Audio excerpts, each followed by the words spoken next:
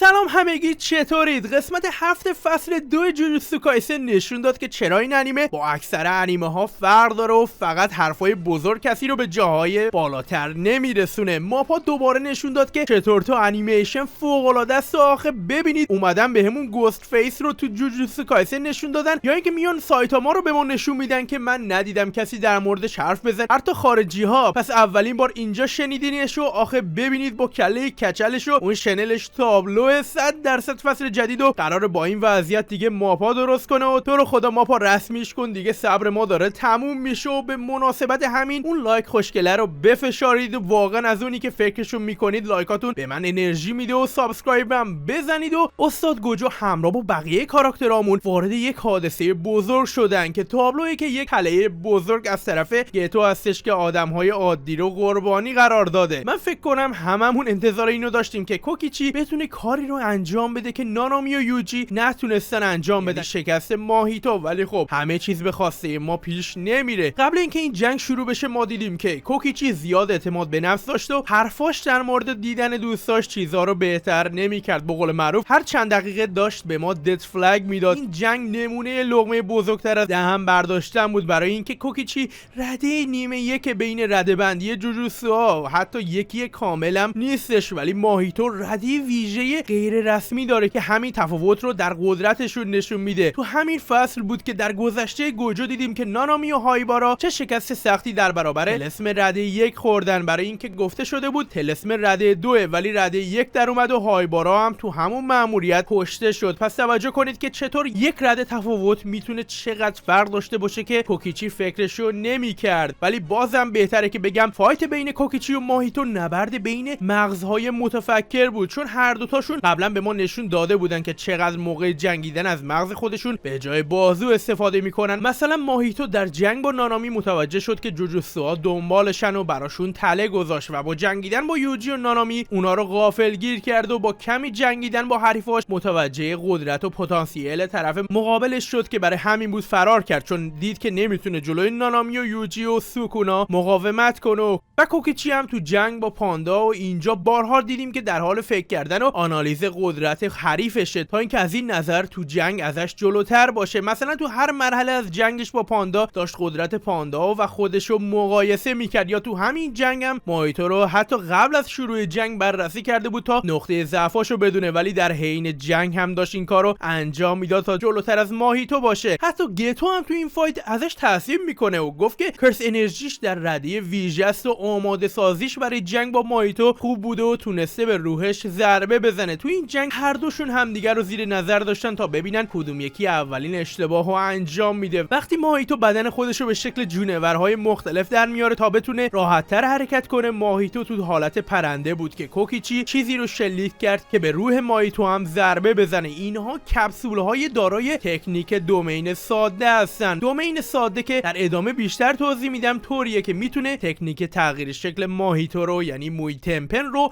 خنثی کنه. بدونید که خود کوکیچی نمیتونه از دومین ساده استفاده کنه، ولی تونسته تکنیکو داخل کپسول قرار بده که خیلی کار جالبیه. کاش به جای جنگیدن کوکیچی رو مینداختن جایی که روی چیزای مربوط به ربات‌های جوجوتسو کار میکرد، در حالی که ماهیتو تو کل جنگ یا در حال فرار کردن بود یا تغییر شکل به حیوانات مختلف. کوکیچی از چند حمله مختلف استفاده کرد. یکیش اولترا کنن بود که توپ لیزر با استفاده از 1 سال کرس انرژی پرتاب میکنه که ماهیتو ازش خوب فرار کرد. میراکل کنن که 2 سال کرس انرژی استفاده میکنه و از هر دو دست برای پرتاب توپ لیزر استفاده میکنه و ماهیتو اصلا ککش هم نگزید با این حمله. پیجن وایولا که برای فعال سازیش 5 سال کرس انرژی مصرف میشه و 5 لیزر ساخته شده از کرس انرژی پرتاب میشه که تا با حریفش برخورد نکنه از بین نمیره، که ماهیتو راحت خیلی ها شد توی جنگل با تغییر شکل به حیوانات مختلف مهار کرد و با یک حرکت لوله هایی که به مکاماروی کوکیچی قدرت میرسوند قطعشون کرد. ولی ماهیتو با مشت مکامارو نقش زمین شد که اینجا کوکیچی پشت سرم اینجا آخرین حرفای قبل از مرگ رو که کاراکترهای اکثر انیمه ها میزنن گفت. مثلا من میخوام دوستامو ببینم و نمیدونم یاد میوا افتاد و اینجور چیزا که اصلا نشانه های خوبی نبودن و جا از انگشت وسط مکامارو چیزی مثل مته بیرون میاد که دارای دومین ساده و قدرت از بین بردن روح ماهیتو رو داره. ولی همینجا آخر اتفاق میفته و ماهیتو از دومین خودش که تجسم کمال خود کد یا جی آندونکا هستش استفاده میکنه که روح هر کسی تو این دومین باشه رو بهش وصل میکنه و میتونه شکلش رو تغییر بده. ماهیتو اینجا از تکنیک تغییر شکل روی کوکیچی استفاده میکنه و میگه نیازی نیست که حتی بهش دست بزنه وقتی توی دومینشه، در حالی که ماهیتو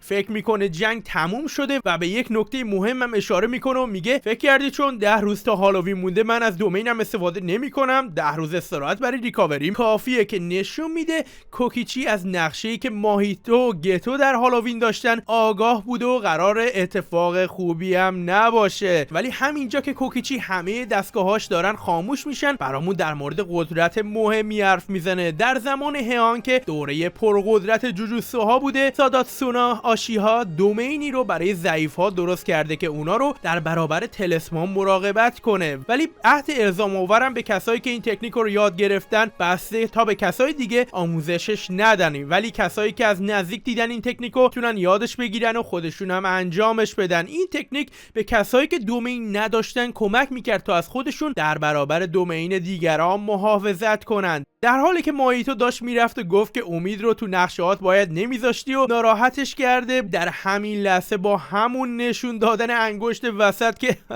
من نمیدونم انگشت وسط رو چرا اونجوری نشون میده، با دومین ساده میزنه تو سینه ماهیتو، انگار همه چیز تمومه و دومین از بین میره و حتی فریاد پیروزی هم با این مکامارو میزنه. و اینجا گتو به یک چیز عجیب اشاره میکنه، با یاد آوردن جنگ گوجو با جوگو با تعجب و شگفتی در مورد دومین ساده حرف میزنه و میگه هر تکنیکی رو دور خودش خنثی میکنه. ما میدونیم که گتو با گوجو هر دو در رده ویژه بودن، پس دونستن این مورد باید براش زیاد شگفت آور نمیشد که اون دوخته شدن سرش ما رو مشکوکتر بهش میکنه. حالا اینجا که کوکیچی میخواد لقمه بزرگتر از دهنش برداره و به گتو حمله کنه بدون یک دست و تنها یک دومین ساده و حتی پرچم مرگش هم با به خاطر آوردن میوا دوباره بلند میشه، میبینیم که نه، ماهیتو زنده است و اومده کارو تموم کنه. کوکیچی با فراخوندن عروسک مکامارو خودش میخواد آخرین دومین ساده رو به بدنش بزنه. هرچند انیمیشن فوق العاده بود ولی مغز کوکیچی فوق العاده نبود و کارش همون میشه که صحنه تغییر میکنه به میوا که نشسته کنار یکی از این عروسک‌های کوکیچی و میبینیم که میگه جوجوتسوها باید زیاد به هم نزدیک نباشن چون وقتی کسی میمیره ازشون خیلی ناراحت میشن، ولی میخواد که به این کوکیچی نزدیک باشه و بره پیشش، که البته عزیز دل فکر کنم زمانی که رفتی پیشش باید سر قبرش بری با این وضعیت. و به نظر من این کوکیچی از زمانی که همکاری کرد با گتو ماهیتو گور خودشو کنده بود، چون گتو خر نیست که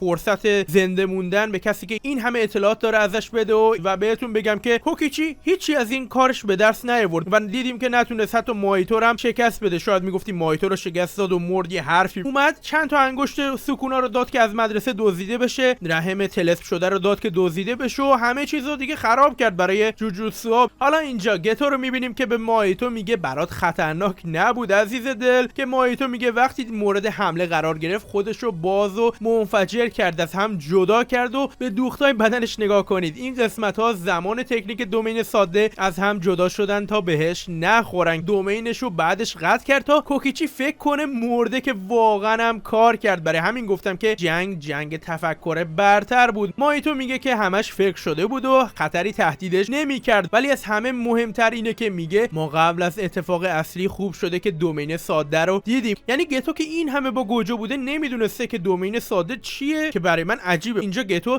یک میخ درست مثل یکی از میخای نوبارا رو از زمین برمیداره و میگه که دیواره رو تو این زمانی که ماهیتو داشت میجنگید درست کرد و دعاها و کرس انرژی ها رو بر عهده دیگران میذاره که بچه‌ها داریم میرسیم به جاهای خطرناک. در 31 اکتبر دیواره 400 متری دور فروشگاه بزرگ توکیو کشیده شده، یعنی شیبویا، که کار خود گتوه. این قسمت محل برگزاری جشن هالووین برای مردمه، ولی به گفته ماهیتو قرار محل اتفاق بزرگشون هم باشه. بین این همه مردم ایستر اگ گوست بیس، واندر وومن و گفتم که وان پانچ من رو داریم، ولی از همه مهمتر واندر وومن انگار میتونه دیواره رو ببینه که داره کشیده میشه، در حالی که باید نتونه به عنوان یک آدم عادی، که دلیلش رو من به شما بگم که دلیل دیدنش توسط این دختر اینه که در شرایط شرایط مرگ قرار گرفته که اتفاقا میفته وقتی تمام آدم‌ها به سمت زیر زمین مترو کشیده میشن و بقیه هم نمیتونن فرار کنن که فکر نکنم کسی زنده باشه. و ایچیچی که دستیار رئیس مدرسه جوجوتسو هست به نانامی میگه که مردم عادی بدون جادو میتونن به دیواره وارد شن ولی نمیتونن خارج بشن، در حالی که جوجوتسوها تو ورود و خروج مشکلی ندارن. بس همه مهمتر سیگنال همه چی تو این دیواره قطعه. اینو که اسم این کلاداره هستش میگه که دیواره‌های دارای ویژگی خاص میتونن تاثیرشون رو روی چیزایی فقط بذارن که کرس انرژی داشته باشن و کار نکردن سیگنال فقط یکی از عوارضشه که نانامی بهش میگه خفش و پوز نده. و نوبارا و ماکی و آکاری و برای اولین بار رئیس کلان زین یعنی نوبیتو زین رو میبینیم که پشت دیواره جمع شدن و میگه برام سوال اینجا پیش اومد، ماکی مگه با زین مشکل نداشت، چطوری کنار رئیس کلانشون وایساده؟ آکاری میگه هر کی که از دیواره میخواد خارج بشه میگه که ساتورو گوجو رو بیارید که بچه‌ها این 100% نقشه گتو برای گیر انداختن گوجو. میگید چطور؟ تو پایان قسمت ویژه که به صورت رسمی منتشر شده بود و یه جورای خلاصه فصل 1 بود و منم بررسیش کردم برای شما، گتو میگه که در این هالووین گوجو رو میبندیمش که یک تله بزرگه که گتو میخواد پیاده کنه. به گفته نوبیتو مردم مجبور شدن که بگن گوجو رو بیار، چون مردم عادی که اصلا گوجو رو نمیشناسن و به بدبختیشون نمیتونن دیواره رو نابود کنن چون اجازه ورود و خروج رو بهشون داده و برای همین کسی که دیواره رو درست کرده رو باید پیدا کنن و اونو بزنن. من فقط اینجا موندم که نوبارا چرا داره یه چیزی رو از لباس ماکی برمیداره، نمیدونم چرا اصلا این کارو انجام میده،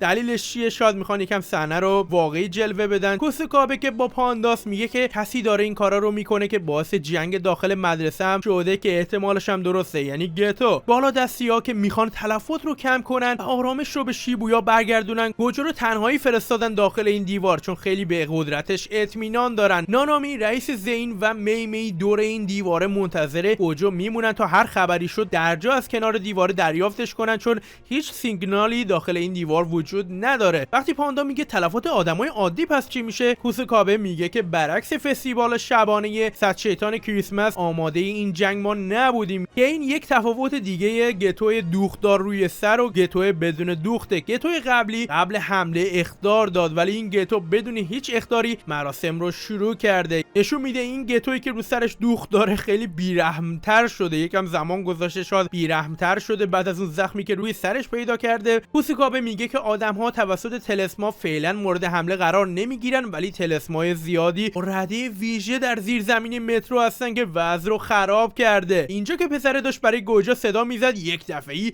استاد گوجو وارد میشه که بهتره بگم اژدها وارد میشود که امیدوارم پدر همه رو در بیاره که البته یادتون باشه گوجو بقیه رو جمع کرده دورش تا غیر از خودش جوجوتسوهای قدرتمند دیگه ای هم باشن مثل یوجی، مگومی، نوبارا و بقیه هم کنارش باشن تا قدرتمندترین های غیر از خودش هم وجود داشته باشه. گفت که یکی فقط قدرتمند بودن هیچ فایده ای نداره و حتما کاراکترهای دیگه همون تو این جنگ خواهیم دید و ویدیویی که روی صفحه میبینید و حتما روش کلیک کنید و برید ببینیدش و شما رو توی ویدیوی بعدی خواهم دید. رو گنگ بدرود.